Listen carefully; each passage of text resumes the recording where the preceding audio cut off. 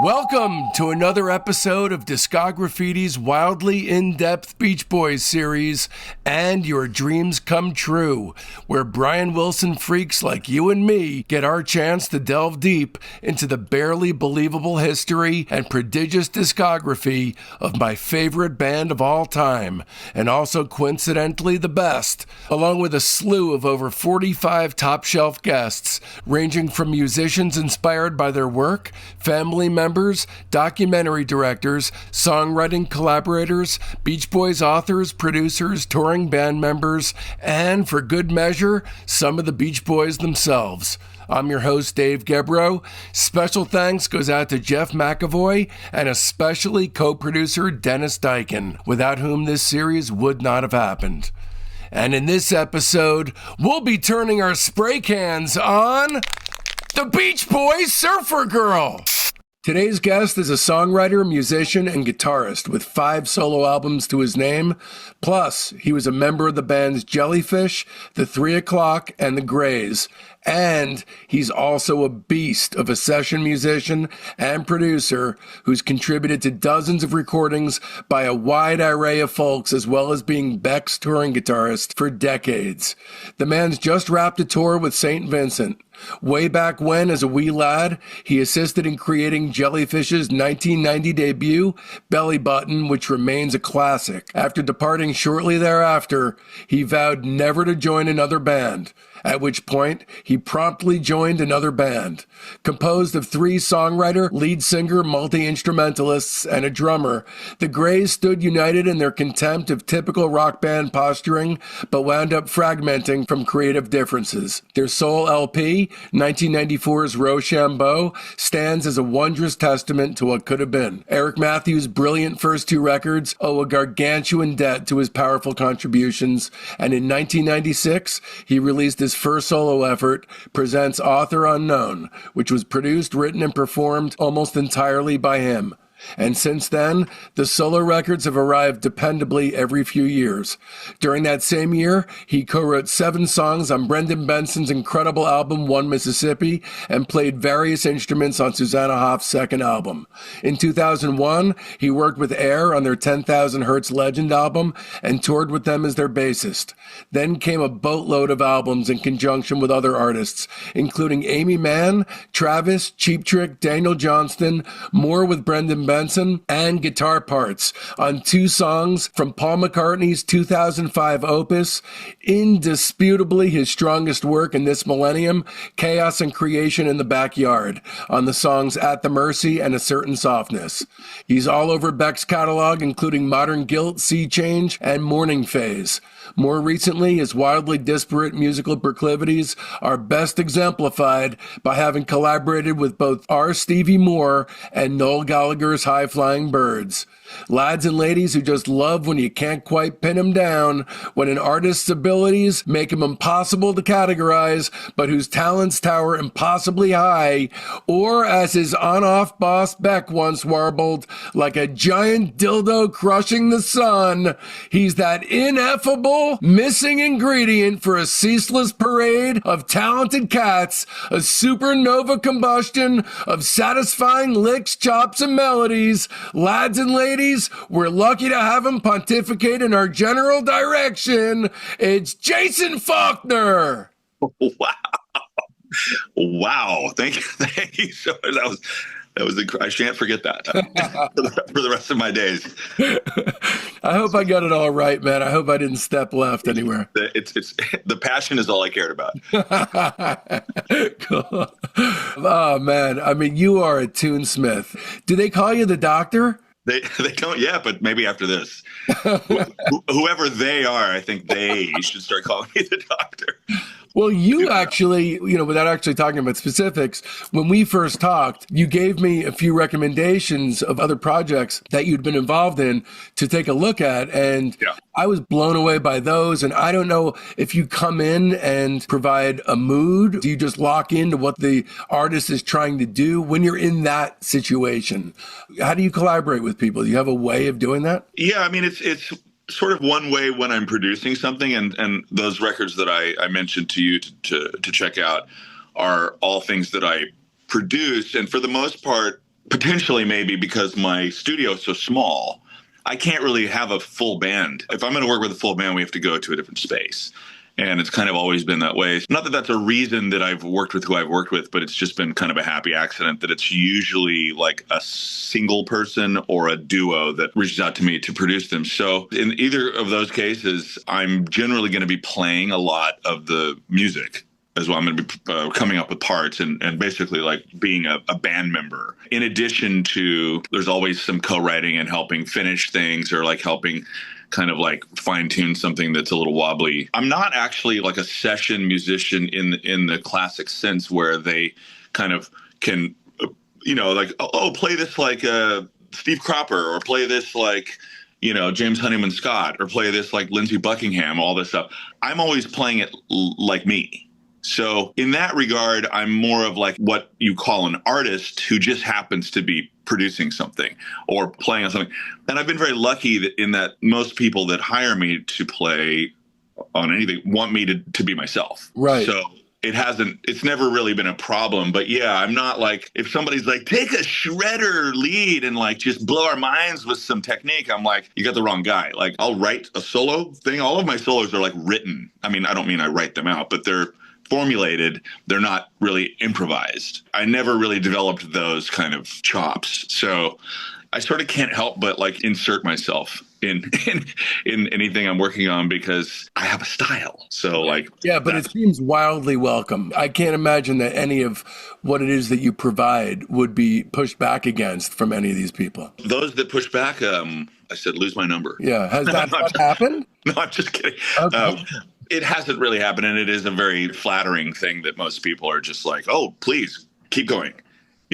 When I start, really asserting myself, people are generally very happy to have me do that. And there's no like, wait a second, I have an idea. What do you most like doing, and have you done it yet? What I most like doing is coming up with a song myself and just having a blank canvas, whether that be a tape machine or computer recording, whatever it is, and building a song up from the ground. That's my favorite thing to do in the world. It's my favorite thing to do when it's my own song and when I'm going to be pretty much doing everything on it. And I don't do that because I'm like trying to be like, hey, look at me, I can play all the instruments. It's like, it has nothing to do with that. It's easier and quicker for me to just do it myself. And I've been in bands where there's a great drummer or bass player or other guitar player in the band, but I'm so specific about what like works for me because there aren't that many chords, but there are thousands of ways to play them as far as like your motivation and the impetus for why you're doing what you're doing. There's all this minutia in that.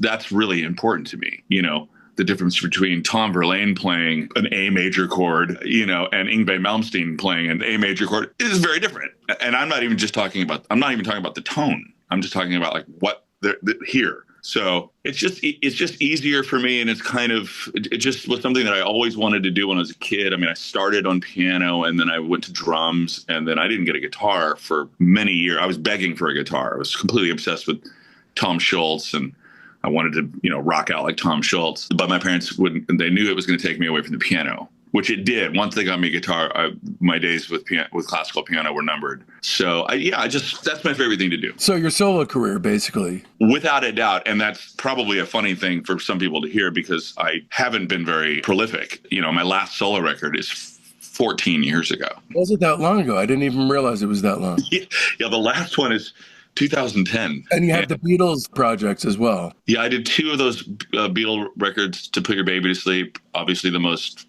flattering thing about that is that Paul put his daughter Beatrice to sleep with that record and told me himself, his words to my ears, that she liked my Beatles more than his. Wow. You know what's funny is, and by the way, when you were saying like it's easier for me to do it myself because I know I was thinking of Paul actually learning how to work his, I don't know if it was a Tascam, I don't know what brand it was, but the Lovely Linda being a workout for his 4-track and doing McCartney and McCartney 2 and McCartney 3 and all the other solo stuff. And then what he has to do probably to bite his tongue when he has someone like you come in. Yeah, exactly. Yeah, that would have been way before a Tascam. That probably would have been an Ampex or probably a 1-inch 4-track. The funny thing is, right now is the first time you and I are looking at each other, but for years, Joe told me the story a long time ago. Something about you coming to Paul's door and then Paul being like, Jace. Oh, no, it was in the studio, and I had worked with him for probably about a week straight on that Chaos and Creation record. And then Nigel Godrich, he wanted to get Paul back re-excited about like playing most, if not all, the instruments. So some of what we were doing as far as tracking was almost just meant to be like placeholders. Although, that's not really how it was sold to me when Nigel asked me if I wanted to be involved. But I understood that. And of course, that's fine. I want to be involved in getting Paul to make an amazing record. You know what I'm saying? It's easily the best work of this century by him. I agree. But so I left. I had about a week after that first week where I wasn't in the studio, and they were, Nigel was just working with him one-on-one. And that story is when I came back in to pick up some of my gear. Oh, and I had given him Bedtime with the Beatles as we were walking. We had tracked something, and we were walking from the tracking room into the control room to listen back. And he put his arm around me. It was like day 2 of recording, day 2 of meeting. He puts his arm around me. He goes, "Sounds great, Chase." And I'm like, "Oh man, I had my Bedtime with the Beatles CDs in my pocket since day 1, but I was just like, I don't know when or if there's going to be a time to be like, hey man, like clearly I'm a gushing fan. I made a baby record of the Beatles stuff, but you also have to assume that he knows that everyone's a gushing fan. So I gave him I said, here's a blue one, because the Sony made a blue one for boys and a pink one for girls. I gave him the blue one, and I said, and here, this pink one, this is for your new baby daughter. Like, she was just born. And he's like, oh. And then we sat down, listened back, and then he's opening it up while we're listening back, and there's a picture of me at a grand piano holding an apple by the stem, and he's like, cheeky, man, that's cheeky. And I'm like, sorry about that. Yeah, it is rather cheeky, I guess.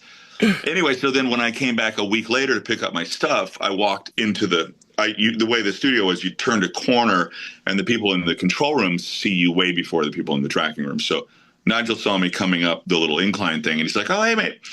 And he pushes the talk back, and he goes, Paul, guess who's here? And I just hear, before I can see him, I just hear, is it Chase? And I'm like, wow. Like, other crazy people, very crazy people had come and visited. I mean, there were all sorts of people from his past that were popping by and saying hi. And why not? Is it one of them? Or is it Eric Clapton? Or is it Ringo? Or is it whatever? But no, is it Chase? So I walk in, and I'm like, and I lean into the glass thing, and I'm like, hey, Paul. And he goes, Chase, Bedtime with the Beatles, man, nice one. That's exactly what he said. Bedtime with the Beatles, man, nice one.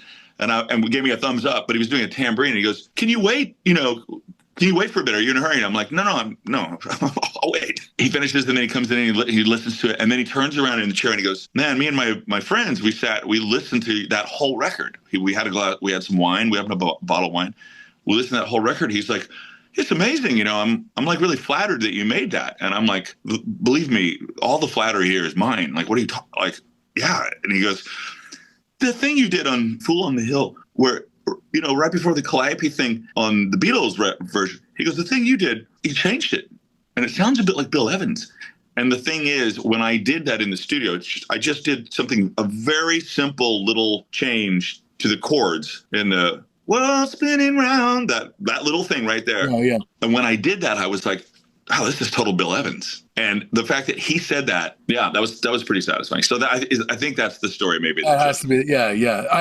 I really love, I think it's so funny, for whatever reason, the nickname Jace, and him being so familiar with you, that would be such a mind blower for me. It had to have been for you, obviously. Oh, it was, yeah, it was still blows my mind. And when I see him, I don't see him very often at all, but when I do, it's pretty sweet. And yeah, I hadn't seen him for a long time, and I was with Beck, and we had been flown to Cleveland to induct Lou Reed into the to perform and be a part of that induction. We were at this after party. It was just nuts. And Joan Jett and Grohl, and I talked to Joan Jett. I got to talk to Joan Jett about the Germs, and she was like, "Wow, man, nobody ever talks to me about the Germs." And I was like, "Dude, you produced GI by the Germs. That's so gnarly."